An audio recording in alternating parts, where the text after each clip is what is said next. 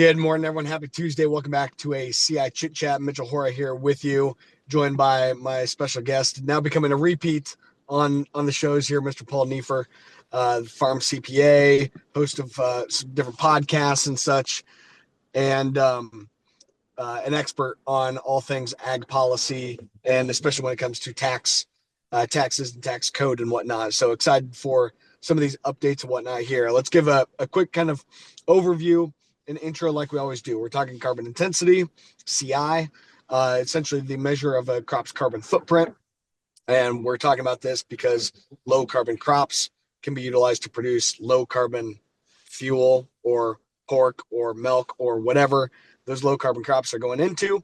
We're mostly talking about biofuel because of the 45Z tax credit. So we primarily focus on that as where the big opportunity could still be, but still a lot of unknowns, and we're going to dig into that here for sure. So the couple different updates, stuff, and things that Paul and I are going to dig into here. We do have a couple public comment periods that are open right now. Maybe a little bit of, we've had quite a bit of conversation already, I suppose, on some of the USDA guidance that has been put out, or USDA proposed rules about quantifying biofuel feedstocks, but they don't necessarily have the authority here. So it's a suggestion, essentially, is what it ends up being. And then the IRS, they have their draft and a intent to propose a rule, but it really didn't do a whole lot, and it didn't even really mention anything about the farmer side or the commodity side of things at all. But I think, Paul, where we start is, what's the status of 45Z overall, and just kind of high level, where does 45Z sit today in your eyes? Maybe give a quick intro here as well. Yeah. Versus jumping in. Give a quick intro, and then kind of where's 45Z at today in your eyes? Yeah. So Paul Neiffer, I'm farm CPA. I write a column for Top Producer, do a podcast. I have for Top Producer, I have a blog, farmcpareport.com, which Mitchell's been on the blog several times with me. I think where I see 45Z, it is the law.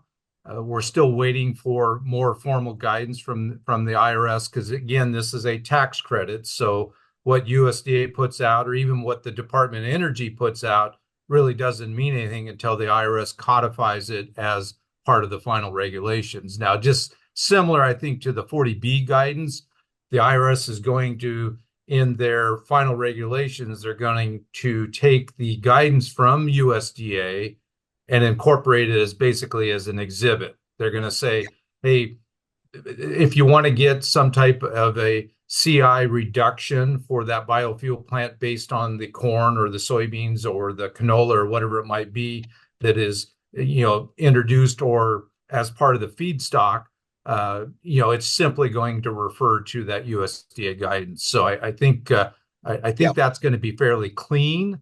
But we have a comment period, like Mitchell said. It expires around March 17th, and then it can take the IRS 2 months, 2 years, 10 years. I don't think they're going to take 2 years, but I think they're going to go fairly quickly because this is only a 3-year credit. And in order to get your credit for the biofuel producer, they need to have some certainty. And so far, we don't have any certainty. So I think that's my 30,000 foot view right now.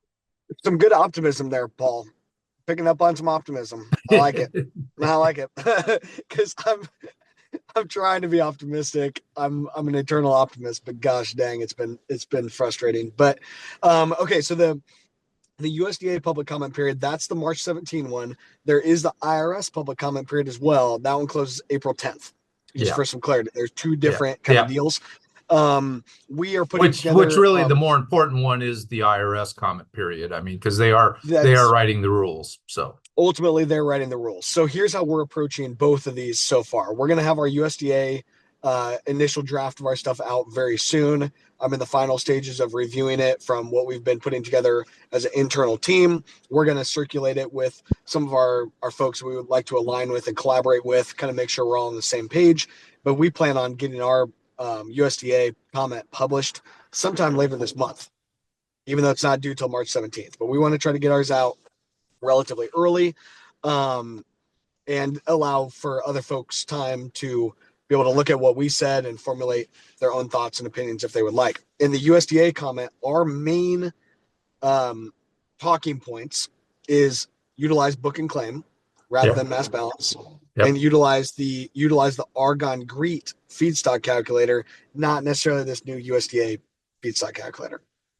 The USDA feedstock calculator, although a fine effort, it really leaves a lot of things not included, including field yield, including actual fertilizer usage, manure.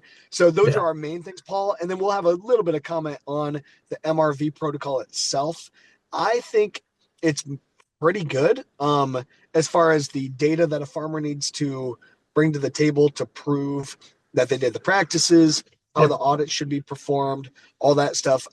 There's a couple tweaks. There's a couple things that just don't make any sense that a farmer would look at it and be like, it just doesn't make any sense. It's just dumb.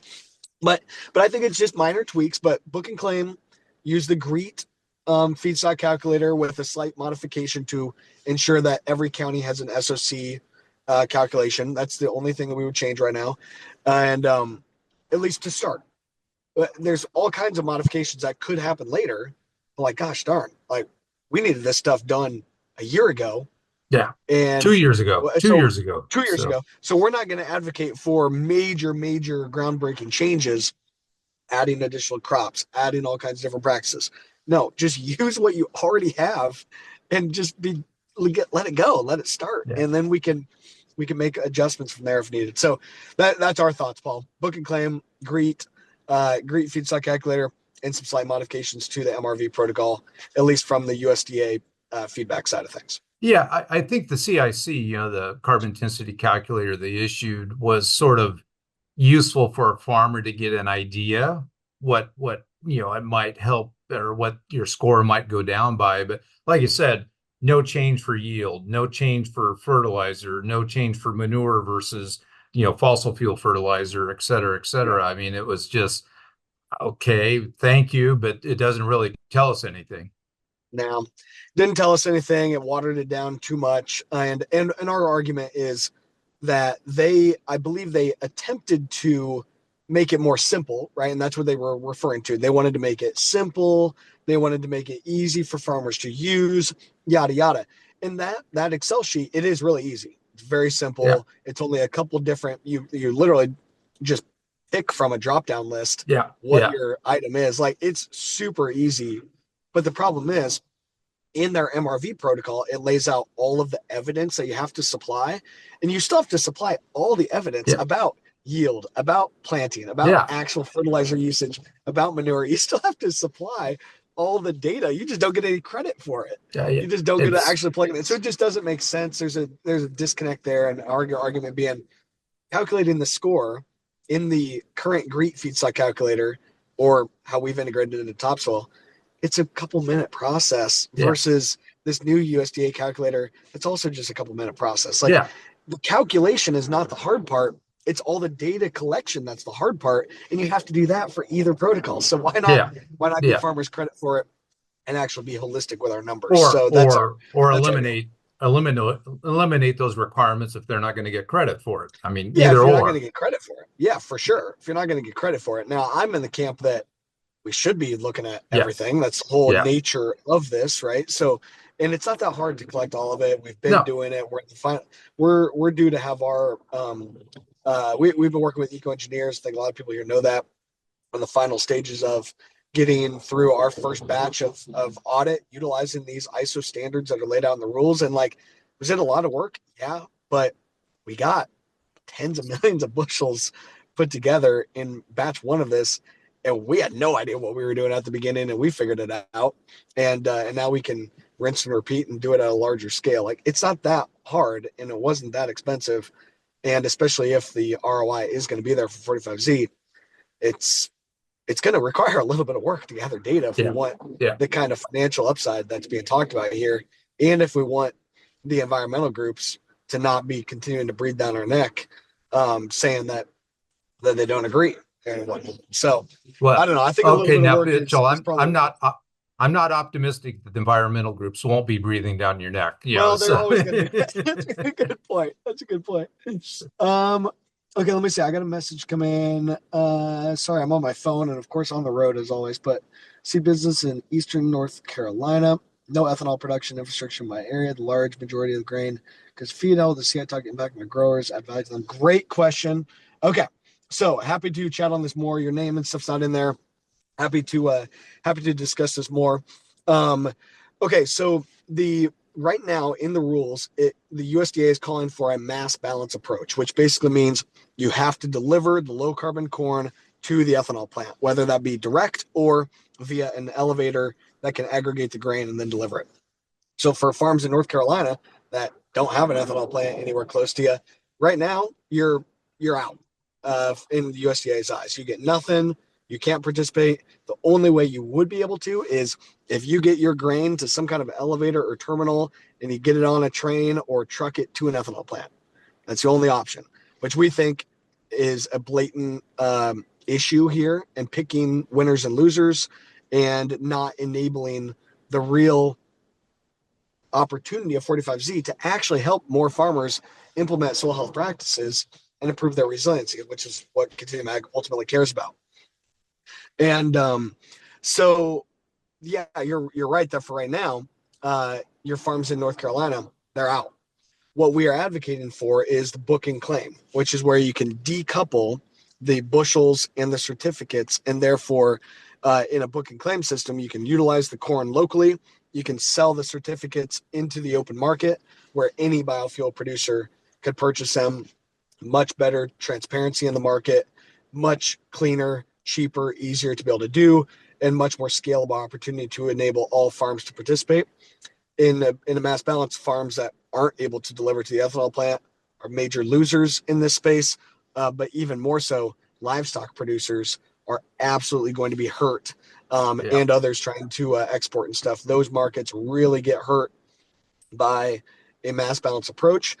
So multiple reasons that we're advocating for book and claim. I'd watch for some of the comments that we're putting out in the public comment period. And I'd also be, it would encourage you to continue to look into that and put in your own comment about your farms being interested, but not able to participate simply because the USDA is recommending mass balance when they could do book and claim, and it'd be awesome. But Paul, that in alignment?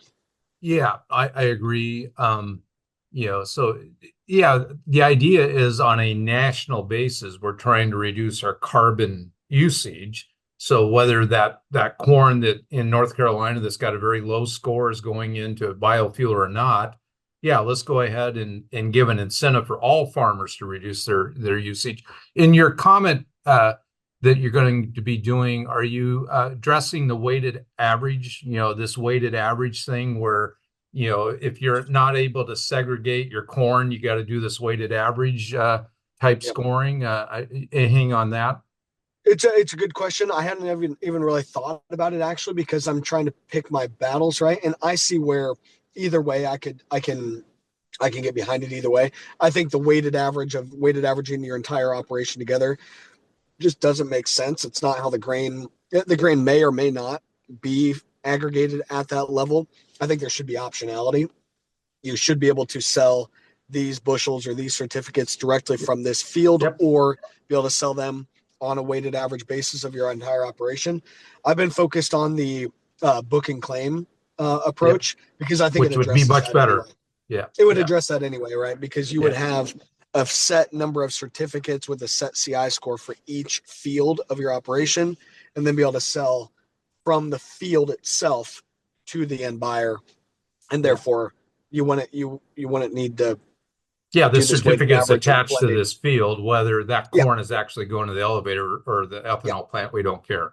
Doesn't matter. Yeah, because my concern is if they're going to do this weighted average, you're going to have farmers creating more entities, which is the last thing we need is more entities. They're going to have one entity that's only going to do, low CI corn, another entity is going to do the higher, conventional because of the type of practice they have to do.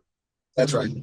No, you said it exactly. And for folks that are not understand what we're talking about here, in the USDA guidance, they say you have to put in every single field of your entity that is producing that crop.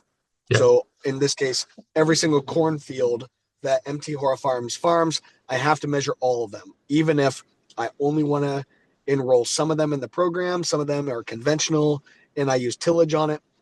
Doesn't matter. You have to look at every single field. And then the calculation is a weighted average of all your fields, whether they are climate smart or conventional. And in the argument here, it's, hey, if you've got some farms that are conventional, you should have probably the option that you could weighted average them together and be able to have a impacted carbon intensity score for all of your bushels, or you should be able to sell from each individual field separately. That's how we sell our corn. You sell their Yeah. corn direct from the field at some points, you aggregate it other. The data should be handled the same way. But Yeah. I don't know. I need to think about that one and determine if we are fully addressing it in the book and claim because that's really the angle is you do book and claim, it solves for that problem as well. Yeah. So, okay, let's talk about, we're the USDA. I believe we still need to push on them to make some modifications to their protocol. It's not bad where it's at, but it's just there's a couple of these fundamental flaws. So in their public comment period is first. Then after that is the IRS public comment, which the questions that they ask are pretty much saying we don't know what questions we should ask. So Yeah. I think we'll turn to the IRS feedback here next. And you're exactly right that ultimately they are the authority. They are the ones that matter here. They are the ones that actually get to say so. They're likely going to ask the folks at USDA for some help and some support. But and Department of Energy too. We got to realize the Department DOE has got to have a big say in this, and those USDA and DOE can be a little bit of a adversarial relationship at times. So we'll see what happens there. We'll see what happens. I mean, we saw at least with DOE and USDA when they were putting out some of their material here a couple weeks ago or a month ago, the USDA and DOE were the ones that were actually in alignment, and the IRS was kind of the guys that are out doing their own deal. So we'll see with this new administration what kind of alignment we've got. But I believe what we'll do with the IRS is just basically laying out, here's what you should do. That 45Z CF GREET model, that's fine, but utilize a GREET feedstock calculator, which is ultimately what we're missing right now. Use a GREET feedstock calculator, fix the missing SOCs if you can, and you could utilize the USDA bit for that if you wanted to, and or give the option maybe for folks that could use that USDA feedstock calculator that did address some of the SOC, the soil organic carbon concerns. But ultimately it's IRS, like use a book and claim system. The MRV protocol from the USDA is fine after a couple adjustments, and let's get this thing rolled out. But we do have now Scott Bassent, who I believe he's been fully sworn in. Is that the case? Yes, he was about a week and a half ago. Yeah. Well, at least confirmed, and I believe sworn in fairly quickly thereafter. Thought so too. So Scott Bassent is now the Secretary of Treasury, so he's the guy, right? Now, of course, he's going to appoint the actual people and put people in place that are actually going to do the day-to-day work. But at least we've got the guy, and allowing him to take this and run with it. And in his Senate hearings, he was positively talking about 45Z. So that's a good sign.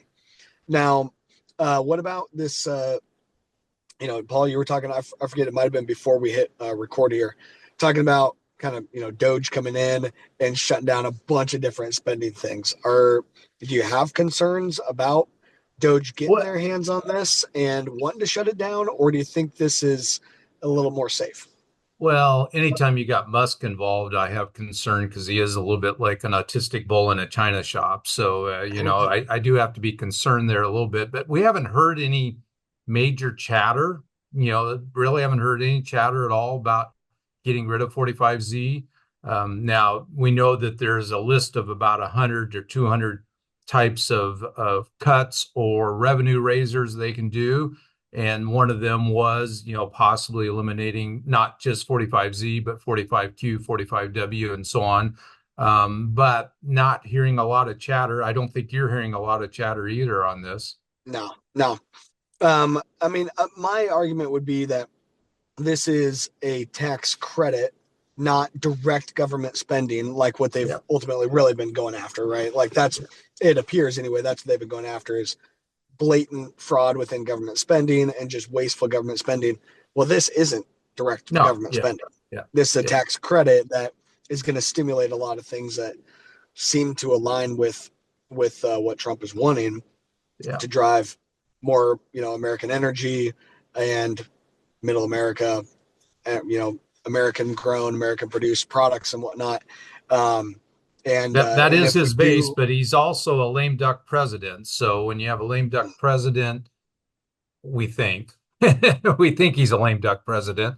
Um, mm, they're not necessarily as beholden to their base as they used to be. So I would have a sure, little concern there. But again, we just haven't heard anything about it. yeah. So, but I haven't heard anything necessarily either way though either. Um, yeah, I saw so the comment there I think is there was a Republican, I believe a senator, I forget if it was a senator or a congresswoman from Texas that put out a bid or whatever to repeal the 45Z piece specifically. I don't know that it has any legs behind it, Well, and I and think if they're there's a from lot of Texas, folks. yeah, Texas is going to be oil based. I mean, they always do that. I mean, they've done that Yeah, historically every time. So that makes sense. That makes sense that they're going to have that representative's going to have some folks in her ear saying, "Get rid of this thing yeah, and protect big oil." So yeah. that makes sense. I'm not hearing that it has any legs and support under it, and I know at least our Iowa delegation, they're very pro 45Z, but we'll see what happens there. Have you Um, heard anything more about California as far as, they were talking about reducing the percentage of domestic feedstock, corn, soybeans, and so on, or primarily, I guess, it'd be soybeans or maybe canola going into their biodiesel. They were talking about that. Have you heard anything more on that, Mitchell? it sounds like all of so Canadian canola is still included, at least in what do they call it, Paul? The emissions table report. In Yeah, the emissions table report that the IRS provided, it had U.S. canola and Canadian canola. What they restricted was foreign used cooking oil. Now they didn't say that they're going to that right, they're right. never going to include it, Yeah, but they at least said for now, no used cooking oil earning the credit. Now, of course, you can import used cooking oil and still turn it into fuel. You just won't get the 45Z credits for doing so. but And right now the the issue problem being the fraud. is, yeah, the problem right now is they're able to import that at a much cheaper price. Even Yeah. without the credit, the Yep. net, there's still an incentive, I think, for those Yep. biofuel producers to import that used cooking oil because they know, hey, this is certainty. I'm buying it Right. cheap. It's certainty. This credit right now is not certainty. So I don't Yep. blame them for doing Me that. neither. Me neither. And I think my personal thought on this is if we're going to meet these ambitious biofuel goals, we're going to need all the options on the table. But I do think that it's probably a good thing, especially for now, to not use U.S. taxpayer dollars to incentivize that. Right. Keep the U.S. taxpayer dollars for U.S.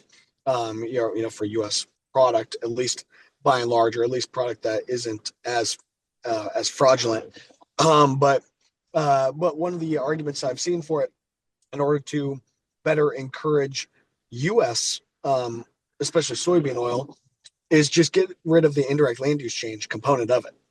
We're not converting land because of these policies. We're not converting land because of biofuels. Definitely not. Definitely not at large. The way that indirect land use change is designed to protect. Like that's not happening. So No. get rid of indirect land use change. It's an outdated concept. Doesn't necessarily apply to the U.S. and that would make the CI score of U.S. soybean oil better, and therefore make it more attractive to be utilized in these programs. So that's what I'm hearing anyway.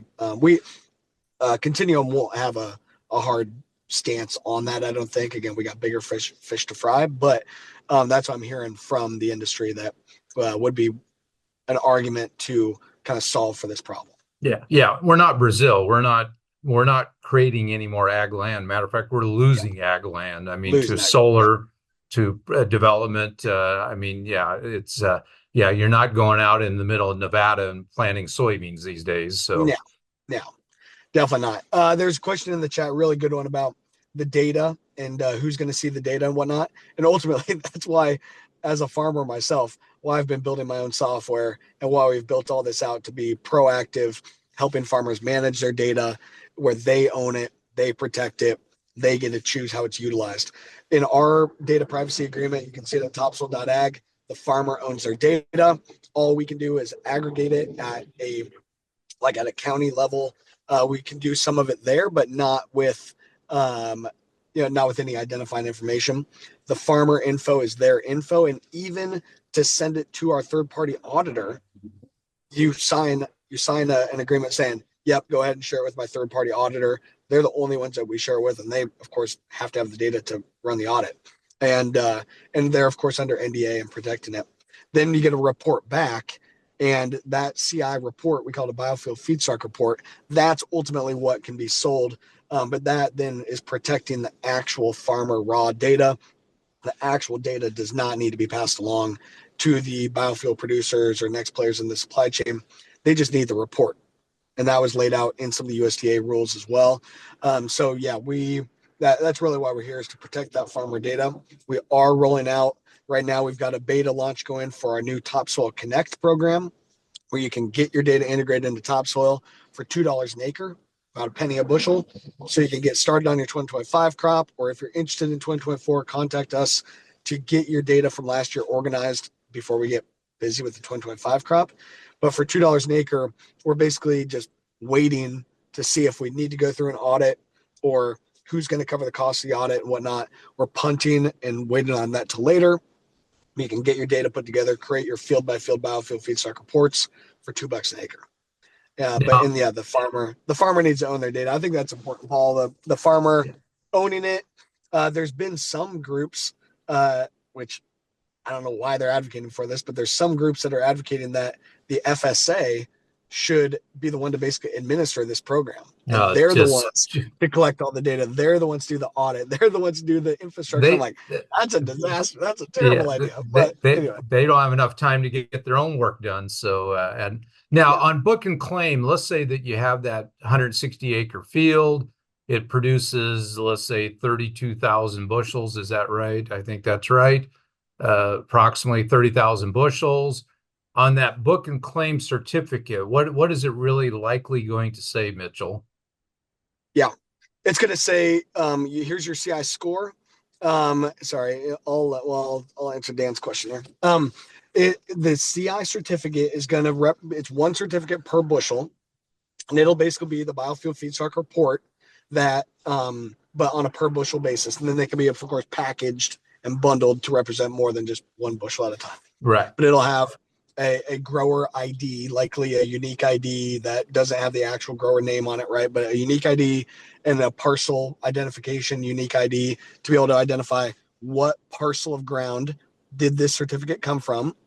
It'll have the certificate value, your CI score, and it'll have some kind of an audit unique ID, an audit report unique ID. So you can say, here was the unique ID of where this certificate came from. Here's the score or the value of the certificate. And here's the audit report and the audit status as to, did this certificate get independently audited to these ISO standards or not? That certificate then can be sold into the marketplace. We're working with a third-party back-end software that would be a clearinghouse for this data. Yeah. So we know how to make sure that when you enroll a parcel of ground, we have the system set up to make sure that's not double counted in our program versus a different carbon credit program, for example.